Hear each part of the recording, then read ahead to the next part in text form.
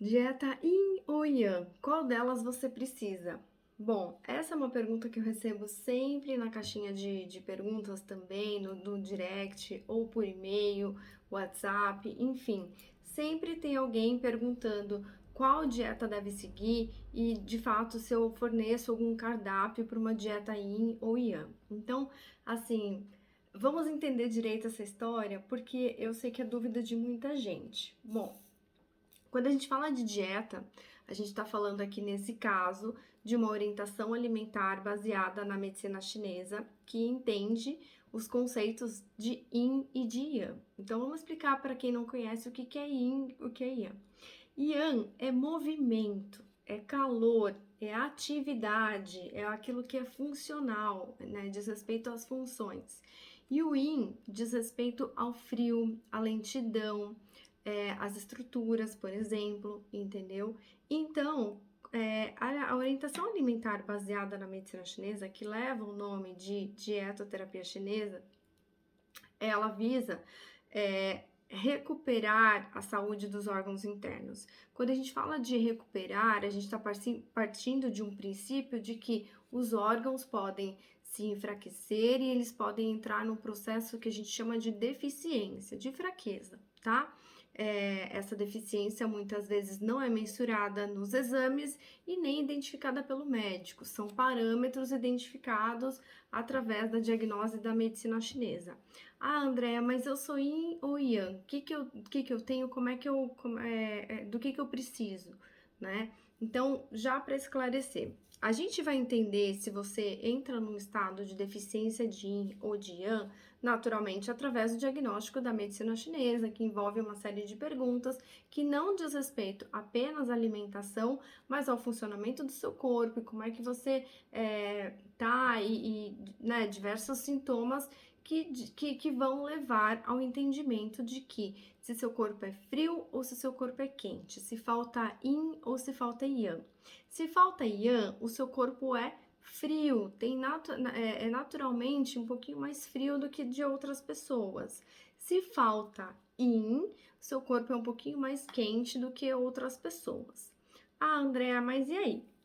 E aí que é o seguinte, cada vez que esse corpo que é frio, que tem uma deficiência de Yang, entra num estado patológico, a tendência é que esse corpo frio fique mais úmido e esse frio também se instale no corpo e, como é que se diz, cause alguns estragos, tá? Isso dá problema. Ok, tá? Esse é um ponto. Na deficiência de Yin, cada vez que essa pessoa então entra num estado patológico, ela vai ficar um pouco mais quente e seca, ou seja, o calor seca os fluidos, a pessoa tem uma tendência à secura. Então, os sintomas envolvem, por exemplo, pele ressecada, fezes ressecadas, enfim, tá? Então, a gente vai diferenciando a partir disso. Ok. E aí, quem então sofre de deficiência do Yang são aquelas pessoas então que está faltando calor. Então elas precisam rever não só a alimentação, gente. As pessoas ficam muito focadas na alimentação, mas não é só alimentação, é toda a falta do Yang na vida daquela pessoa, entende? Então aquela pessoa precisa se movimentar mais, ela precisa ter mais atitude, ela precisa ter mais coragem. Então, é importante para ela fazer atividade física? É importante, mas é importante também desenvolver a coragem, a confiança na vida. Tudo isso é Yang, tudo aquilo que nos move para a vida é Yang, tá? Então, para essa pessoa, ela pode consumir especiarias, por exemplo, que vão trazer esse calorzinho, aquecer esse corpo? Pode, e ela pode também utilizar, por exemplo, alimentos termogênicos, que tem aí uma funcionalidade maior no sentido de promover mais esse metabolismo. Ok, essas são informações, tá? Mas muitas pessoas não entendem que cada um é único, gente. Então, essa pessoa ela pode desenvolver uma deficiência de Yang, sim, mas ela também pode ter ali doenças associadas àquela situação. Então, por exemplo, ela tem uma deficiência de Yang e ela tem uma doença celíaca. Ela tem uma deficiência de Yang e ela tem ali, de repente, um problema no sangue, entende? Ela tem uma deficiência de Yang e ela desenvolve obesidade. Então, são parâmetros muito particulares para a gente dizer que você vai seguir só uma dieta específica e todo mundo, aliás, vai seguir a mesma dieta. Não é assim, gente, não é assim que funciona, entende? Eu vejo muitas postagens curiosas, né? E eu falo, gente, as pessoas estão perdendo a noção, né?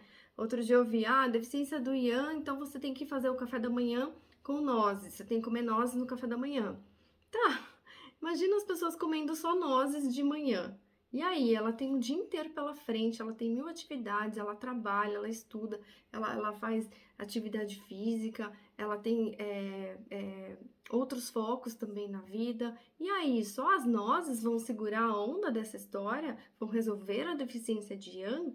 Não, gente, não é assim, né? Claro que, assim, existem vários alimentos que podem ajudar a tonificar o Yang, mas tem que pensar que seu corpo é único e a alimentação, ela faz parte de todo o seu ser, entende? Então, assim, além também da sua necessidade a nível da medicina chinesa, a nível energético, ou seja, deficiência de Yang, deficiência de Yin, deficiência em algum órgão, baço, pâncreas, rins, por exemplo, essa alimentação, ela está envolvida dentro de uma história, dentro de uma cultura, dentro de uma idade cronológica, uma idade biológica também, né? Um período, uma fase. Então, de repente, essa mulher é gestante, de repente, essa pessoa é um idoso, né? Ou é uma criança. Então, como eu sempre falo, cada um tem uma necessidade, gente. Não é só pensar em deficiência de yin, deficiência de yang, sabe? E ter um cardápio pronto sem a menor individualidade. E de repente, se eu falar pra você que na deficiência de yang você precisa de comer gengibre, e aí você detesta gengibre, como é que fica? Será que não existem outras alternativas para a gente tonificar esse yang? É claro que existe, e isso precisa ser compreendido e trazido pelo profissional, né? Para que esse cliente tenha também opções. Eu recebo muita gente que foi em muitos profissionais e cada um tirou um alimento e tal. Chega no final, a pessoa, André, eu não sei mais o que eu como. Eu acho que só vou tomar água, porque é só a água que tá restando, né? E tem que tomar cuidado com isso, porque senão a gente desenvolve uma relação negativa com a comida. E essa relação negativa com a comida não é sinônimo de saúde. Isso a gente precisa focar mesmo, né? Então, se o meu cuidado é restabelecer a minha saúde, o meu foco não é apenas em alimentos que não podem ser consumidos, e sim em alimentos que podem restaurar aí a minha diversidade alimentar, contribuir com a saúde dos meus órgãos internos e também satisfazer as minhas necessidades, o meu paladar, respeitar a minha cultura e a minha individualidade. Isso é extremamente importante, eu valorizo muito isso nos atendimentos, né? E é bem curioso porque quando eu estudei na China, isso eu nunca contei aqui. Quando eu estudei na China, eu fiz o curso de dietoterapia chinesa lá e tudo mais, eu amei tudo, né? E o olhar dos chineses, gente, para alimentação é bem diferente do olhar do brasileiro e do ocidental como um todo, né? Então, quando eles pensam em alimentação, o tempo todo eles estão pensando em cura, né? Em ganhar saúde. Então, para o chinês, alimentação é um recurso terapêutico, é um remédio. Por isso que a gente fala em dietoterapia chinesa, porque é uma terapia alimentar em prol da saúde, sabe?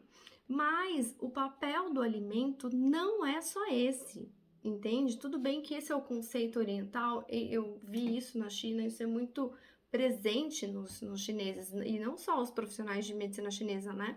Mas o chinês normal, como se diz, popular, comum, entendeu? Então, é importante a gente entender que existem diferenças e que a gente precisa também se enquadrar no lugar onde a gente está, né? Como eu já falei aqui em vídeos anteriores, de repente o meu paciente, embora seja brasileiro, ele está morando lá na Austrália. E aí, lá na Austrália tem uma outra cultura, tem uma outra diversidade alimentar, tem uma outra temperatura, né? Um outro clima, embora a Austrália em si, esse exemplo é bem parecido com o Brasil. Mas, sabe, existem essas particularidades que precisam ser levadas em conta. Então, muita gente até espera que por eu trabalhar com a dietoterapia chinesa, eu só vai indicar alimentos chineses, ou então, mas os chineses não consomem papa de arroz no café da manhã. Não consomem ovo no café da manhã? Consomem. E aí, você não vai me passar? Você não vai me passar alimentos que eu só consigo comprar na Liberdade? Não, porque de repente você está morando lá em Roraima. Imagina se você tiver que seguir uma dieta que só vem de coisa na Liberdade, gente. Isso é inviável, não tem como. Essa dieta não se sustenta. Aliás, a pessoa vai ficar um mês comendo, pagando, enfim. E aí depois, né? Ela tem uma vida inteira pela frente. Já acabou o tratamento comigo. E aí, né? Gente, a nossa alimentação precisa ser sustentável. E também respeitando a cultura, a diversidade alimentar, o lugar onde a gente está, né? Para que a gente possa também comprar os alimentos aí de pessoas que moram na nossa região também, né? E especialmente na China, eu vi um ponto muito negativo nesse ponto, que é por isso que eu tô falando disso. Quando eu estudei e tal, os chineses focam muito nos alimentos que eles têm lá, né? Até coloquei no Instagram hoje. Os chineses usam Shanzá para melhorar o sistema digestivo. Ok, maravilhoso, né? Shanzá ajuda muito na saúde do fígado, por exemplo, né? Só que, e aí?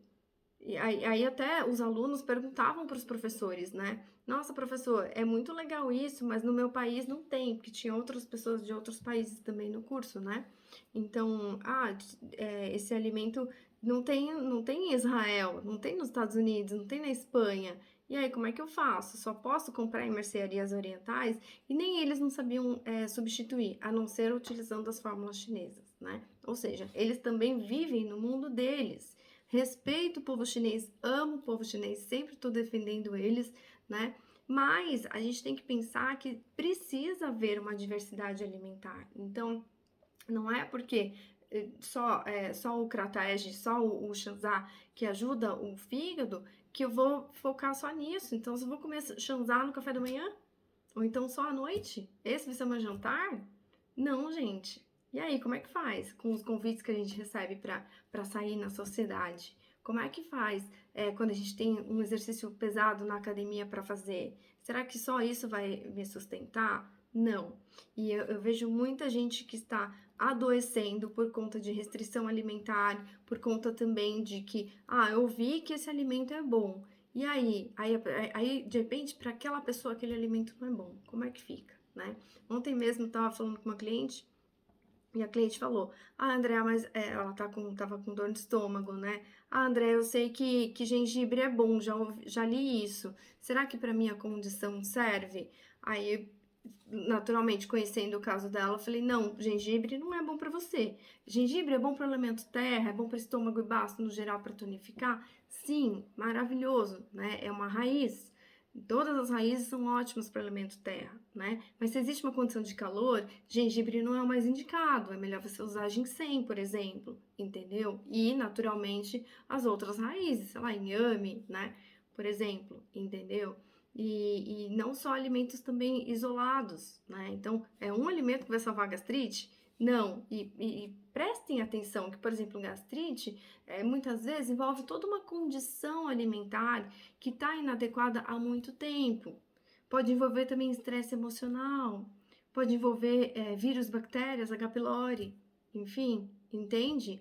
Então a gente tem que expandir o olhar para a nossa vida em relação se você quer saúde, se você quer também tratar a sua doença, né?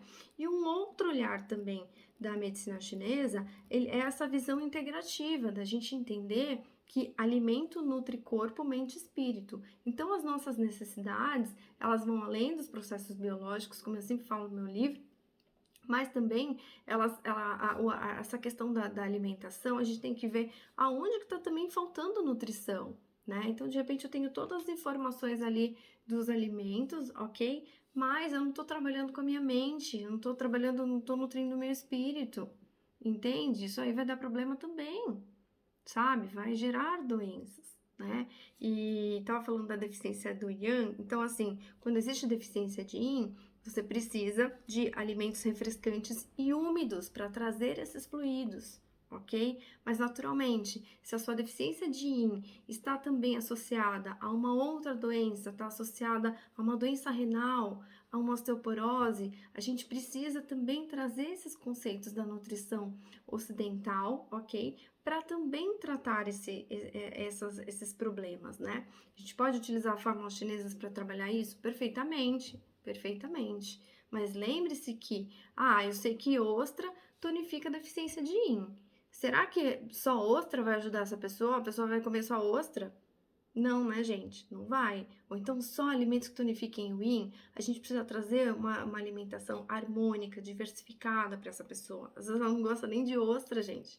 E aí você tem que ter recursos, entende? Então, eu falo sempre da dietoterapia chinesa, mas é importante a gente elucidar aqui que é preciso entender o indivíduo através do olhar da medicina chinesa, que é integrativo, corpo, mente e espírito, ok? E entender também que os nossos órgãos internos também possuem funções físicas, mentais e espirituais.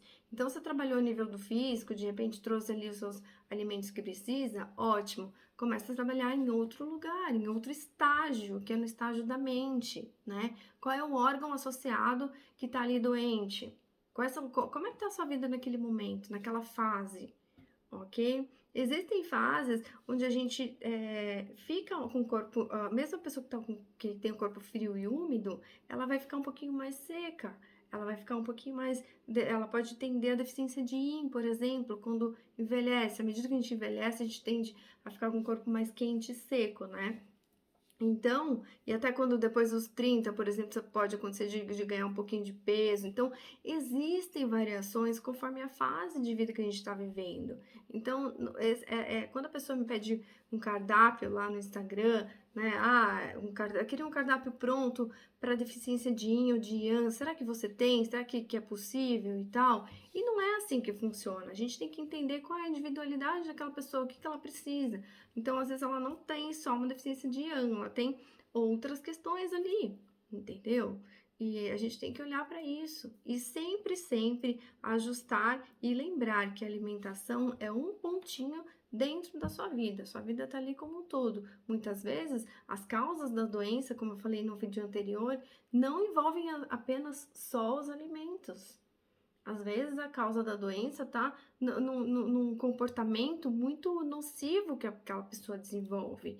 E tudo que a gente faz move o nosso Qi, move o nosso sangue. Então, se a gente tiver comportamentos que vão envolver emoções destrutivas, a gente tem um movimento negativo do Qi, né? Um Qi num fluxo contrário, por exemplo. Isso é ruim, sabe? Que é o que acontece, por exemplo, em gastrite, insônia, né? Então, a gente tem que olhar qual é a vida que a gente está levando, né? Quais são os nossos hábitos, as nossas necessidades, o nosso gosto também, né? Então, eu vou indicar aqui para vocês insetos, eu vou indicar aqui para vocês carne. De repente a pessoa não come carne, entende? Então, vamos repensar quando a gente pensa na alimentação, quando a gente pensa no cardápio pronto, né? Esse cardápio pronto, ele precisa ser pronto para você. Não quer dizer que sua mãe, seu pai, seu filho vai ser igual. Nada é igual para todo mundo. A gente tem que entender que cada um é único e tem uma individualidade, tem emoções, tem sentimentos, tem pensamentos,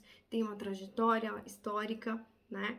E é isso que precisa ser levado em conta, porque senão você sempre vai se sentir desnutrido e não resolve o problema, tá? Um beijo para você. Tchau!